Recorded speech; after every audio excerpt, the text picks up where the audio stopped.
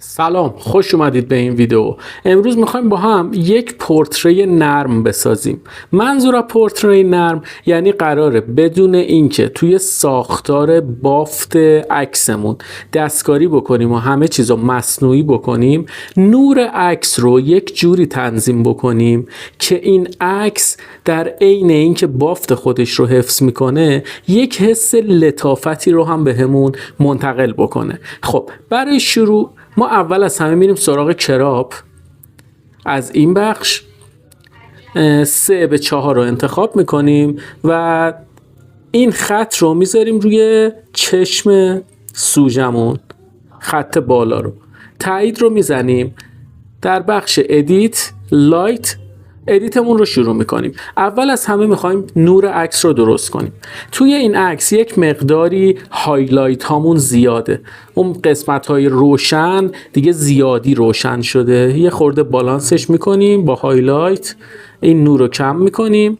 یک مقداری از شادو هامون کم میکنیم چون اون قسمت های سایه عکس ما آنچنان هم سایه طور نیست. یک تعادلی بین هایلایت ها و شادو ها ایجاد میکنیم. خب میریم سراغ وایت ها. ببینید در کل قسمت های سفید و قسمت های تیره که وایت و بلک هستش، اونها رو هم یه دستکاری ریز میکنیم. البته تو این عکس ما به بلکس احتیاجی نداریم. توی وایت یه کوچولو از این وایت کم میکنیم تا نور محیطمون بالانس بشه. بعد از تنظیم بیسیک نور عکسمون وارد منوی کروز میشیم. ببینید اول از همه ما نمودار آلفا یا همون سفید رو انتخاب میکنیم. برای این عکس من ترجیح میدم که یک مقداری کل این عکس رو تیره تر کنم، تاریک تر کنم. ما الان میخوایم با کرو کنتراست عکسمون رو در بیاریم. همین تنظیمی که روی منوی آلفا انجام دادم روی کانال های رد، گرین و بلو هم انجام میدم. وارد بخش رد میشم، یک مقداری میارمش پایین تر، سعی میکنم شبیه به همون منوی آلفا تنظیمش کنم، نه خیلی بیشتر نه خیلی کمتر. ببینید چه اتفاقی میفته وقتی که ما این کارو میکنیم. حالا فرق این رو الان با عکس قبلی ببینید. عکس قبلی اینجوری بود و الان عکسمون به این شکل در اومده. اگر از ادیتی که انجام دادید راضی بودید، منوی لایت رو ببندید و برید وارد منوی کالر بشید. این عکس در روز گرفته شده، پس ما میخوایم یک مقداری این نور خورشید رو تقویت بکنیم و رنگ عکس، دمای عکسمون رو یه خورده گرمتر بکنیم. از گزینه هایی که داریم، گزینه اول تمپ رو یک مقدار افزایش میدیم، مثلا در حد 4 تا کافیه و یک مقدارم بهش مجنتا اضافه میکنیم. در بخش تینت ببینید از سبز تا مجنتا داره. اگر به سمت مثبت ها بریم مجنتا رو افزایش میدیم. خب به نظرم تا اینجای کار این برای ما مناسبه. دو تا گزینه وایبرنس و سچوریشن رو داریم. خب با سچوریشن ما الان کار نمی کنیم چون غلظت رنگ هامون رو به شدت اغراق‌آمیز میکنه و اصلا دوستش نداریم. اما یک مقداری وایبرنس رمون رو افزایش میدیم تا یه خورده این رنگ ها غلظتشون بیشتر بشه. حالا میذارمش رو 20. بعد از اینکه این کارو کردیم، شاید الان بعضیاتون بگید که خب یه خورده رنگ پوست سوژه عجیب غریب شد، رنگ چمن‌ها عجیب غریب شد، این غلظت بیش از اندازه است. ما برای اینکه بیایم یه سری اصلاحات جزئی روی این مدل رنگ ها انجام بدیم، از این بالا این کالر ویلی که میبینید اینو میزنیم، وارد بخش کالر میکسر میشیم. حالا دونه دونه روی رنگ هایی که توی عکس هست تغییرات ایجاد میکنیم. یادتون باشه برای پوست صورت آخرین چیزیه که ما باید بیایم سراغش که همون رنگ نارنجی و زرد هستش. حالا شاید هم زرد داخلش نباشه، بیشتر همون نارنجی. ما از چمنامون شروع میکنیم، وارد رنگ سبز میشیم، یک مقداری این سچوریشنی که برای چمن هستش رو افزایش میدیم تا سبزتر بشه، اغراق آمیزتر بشه و در بخش هیو میبینید تونولیته رنگ سبزه. ما یک مقداری اینو کمش میکنیم تا مودی تر بشه دیگه، اون سبز اغراق آمیز نباشه. به لومیننس هم کاری نداریم، لومیننس یه خورده روشن‌تر میکنه اون رنگمون رو، یا ای کمش کنیم تیره ترش میکنه. بعد از اون میایم داخل رنگ بلو. ببینید ما یه آسمونی پشت سوژه داریم، میخوایم این آسمونه رو هم خوشگلش بکنیم. پس میایم یه مقدار کمی این سچوریشن رو افزایش میدیم. این افزایش سچوریشن داره روی شلوارش هم اثر میذاره، چون شلوار جین پاشه که به نظر من خیلی قشنگ میشه. یه مقداری هم میتونیم این رنگ رو تغییر بدیم. من هول و هوش همون منفی 20-23 اینطورا میذارمش. الان به نظرم خیلی جذاب شد. وارد کانال رد میشیم. ببینید من رو عکس زوم کنم، به لبای سوژه نگاه کنید، میبینید رنگ لبها عوض میشه. من یه مقدار کمی اینو افزایشش میدم تا این لبهای سوژه بیشتر توی کادر من باشه، بیشتر جلب بکنه. یعنی نمیخوام هم رنگ پوست باشه، میخوام یه تفاوت رنگی بینش ایجاد شه. حالا میریم سراغ رنگ پوست سوژه. وارد کانال نارنجی ها میشیم. ببینید برای این رنگ من میخوام یک مقداری سچوریشنم رو کم کنم، همین در حد 22 تا، که از اون حالت نور خیلی خیلی گرمی که داره روی سوژه میخوره کاسته بشه. بعد از اینکه کارتون با این بخش تموم شد و از رنگامیزی که انجام دادید راضی بودید، این منو رو میبندید و حالا شروع میکنیم با ماسک ساختن. یه سری تغییرات خیلی خیلی خاص برای این عکس ایجاد میکنیم و یادتون باشه در مرحله ماسک ها ما اون نرم شدن عکس رو انجام میدیم. وارد بخش ماسک ها میشیم. اولین ماسکی که انتخاب میکنیم یک ماسک ریدیال گریدینت، همون ماسک گرده. اینو برمی‌داریم. ببینید از کدوم طرف به صورت سوژه نور خورده. از سمت راست انگار خورشید نور زده به سمت سوژه. پس ما این ریدیال گریدینتمون رو هم به این شکل میسازیم، یعنی از این سمت نور خورده به سمت سوژه. ببینید لبه خط ریدیال گریدینت که افتاده روی پوست صورت سوژه من نزدیک به مرز سایه ها و قسمتی که نور خورده گذاشتم. برای اینکه اون نور خورشید رو بتونید بازسازی بکنید، اول از همه بیاید توی افکتس ها، دیهیز رو کم کنید. ببینید وقتی دیهیز رو کم میکنم چه فوگ قشنگی میسازه. اگه زیادش کنم اون فوگ رو از بین میبره.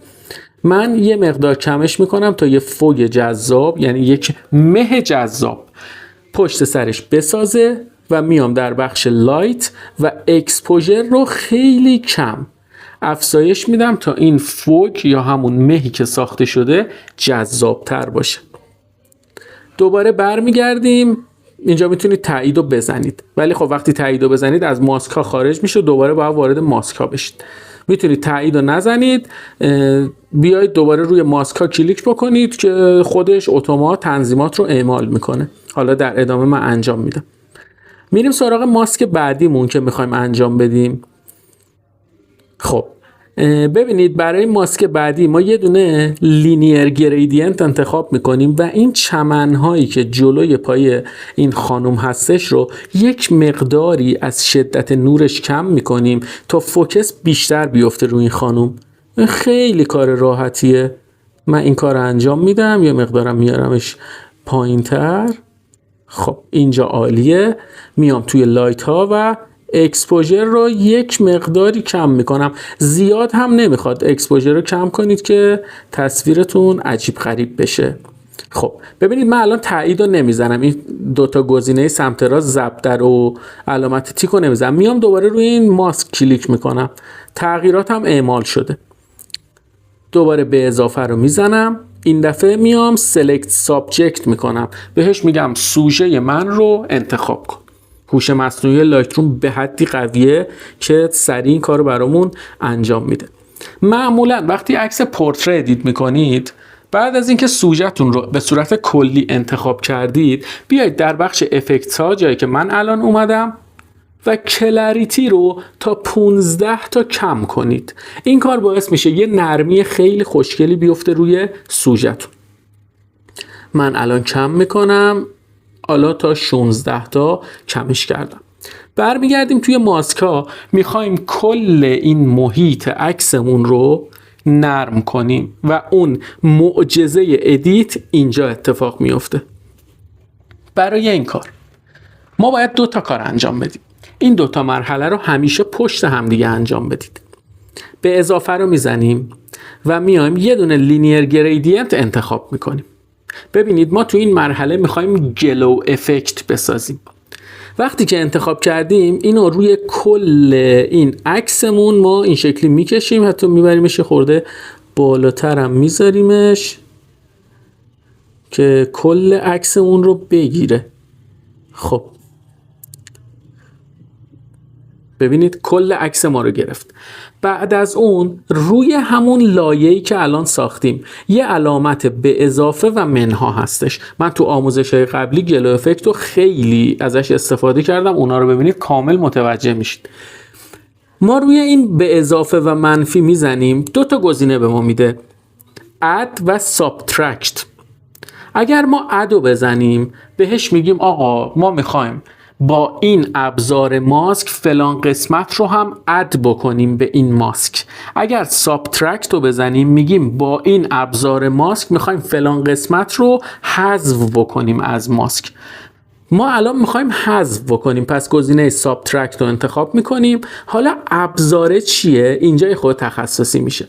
ما باید بیایم ابزار لومیننس رنج رو انتخاب کنیم. لومیننس رنج روی روشنی و تیرگی عکس کار میکنه، یعنی یک رنجی رو به ما میده. ما لومیننس رنج رو انتخاب میکنیم.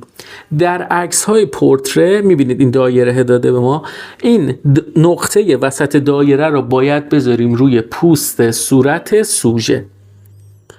خب ببینید ما هر جا که میذاریم بهش میگیم آقا ما نمیخوایم اینجاها اضافه بشه. میبینید انتخاب نکرد، الان جاهایی که رنگ پوست هستش رو انتخاب نکرده. یه نموداری سمت راست به ما داده که ما میتونیم محدوده یا رنج این لومیننس رو انتخاب کنیم، یعنی جاهایی که روشون اعمال نشه. من میام این میله رو میکشم به سمت چپ و این بازه رنج رو زیاد میکنم حدوداً تا همینجا خوبه. الان قسمت هایی که انتخاب شده افکت ما روش قراره اعمال بشه. حالا افکت ما چیه؟ بریم بهتون توضیح بدم. وقتی کارتون با این قسمت تمام شد اپلای رو میزنید و روی لایه در حالت انتخاب که هستید میایید روی افکتس. ما میایم دیهیز رو بین -12 تا -15، شاید هم -20 که من شاید باورتون نشه تا حالا از -20 استفاده نکردم، کم میکنیم. -14 میذارم. الان اون قسمت هایی که دیدید قرمز بود، اون قسمت ها یک کوچولو اومده چه اتفاقی براشون افتاده؟ اومده گلویی شده. ببین من بهت نشون بدم، من این الان هایت میکنم، دیدی یه سری قسمت ها از بین رفت. بذار دوباره برش گردونم، یه سری ماتی ها افتاد روی این درخت ها و روی موهاش. این یک گلو افکته. این مرحله اول ساخته اون افکت رویاییمون. بعد از اینکه اینا انجام دادید یک بار دیگه به اضافه رو میزنید و یه دونه لینیر گریدینت دیگه میسازید. خب به همون شکلی که اون موقع ساختید اینم باید به همون شکل دقیقاً بسازید. سعی کنید که این افکتی که میسازید کامل کل محیطتون رو بگیره. بعد از اینکه این کارو کردید وارد افکتس بشید، کلاریتی رو تا -16-15 کم بکنید و همچنین تکسچرتون رو تا -12 کم بکنید. انقدر این عکس الان اگر دقت بکنید با عکس قبلی، بذارید من یه تایید بزنم این تنظیماتی که انجام دادم رو، ببینید عکس قبلیمون رو و حالا نگاه کنید.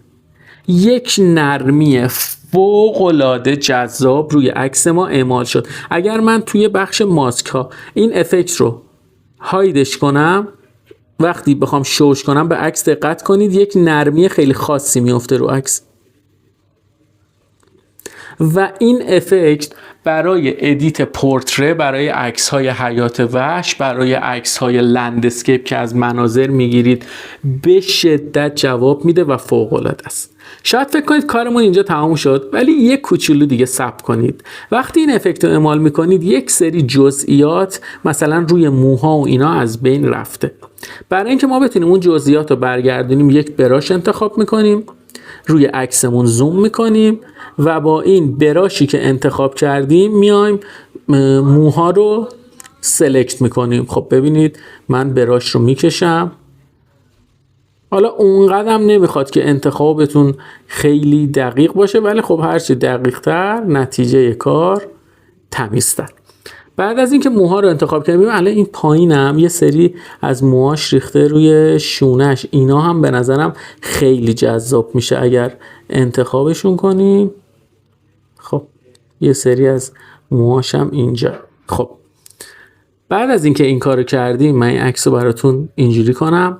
مرحله اول ما میام یه مقدار تکسچر رو بهش اضافه میکنیم، حدود 10 تا بهش کلاریتی میدیم.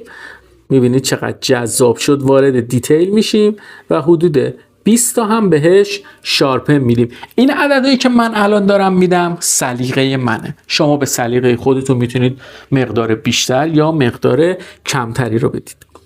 این اتفاق که افتاد، حالا ما رو موها چون تنظیم کردیم میایم این براش رو روی چشم ها همونجوری که لایمون انتخابه میایم یه مقدار روی چشم ها هم براش میزنیم. خب که یه مقداری از این روشنایی روی لب، دندون و یه سری جاها اعمال بشه. خب تایید رو میزنم و برمیگردم عقب. ببینید این قبلش بود و این هم عکس الانمونه.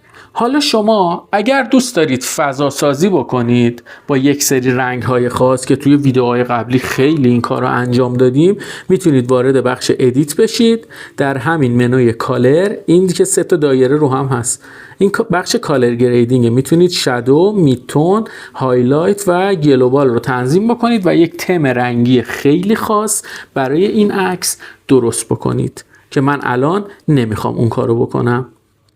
به همین راحتی یک بار دیگه با هم قبل و بعد میبینیم. این عکس قبل که واقعا نورها اصلا بالانس نیست و این خروجی کار ما. امیدوارم که از این ویدیو لذت برده باشید. سابسکرایب کنید کانالو و این ویدیو رو لایک کنید. راستی توی اینستاگرامم کلی براتون عکسای خوشگل میذارم.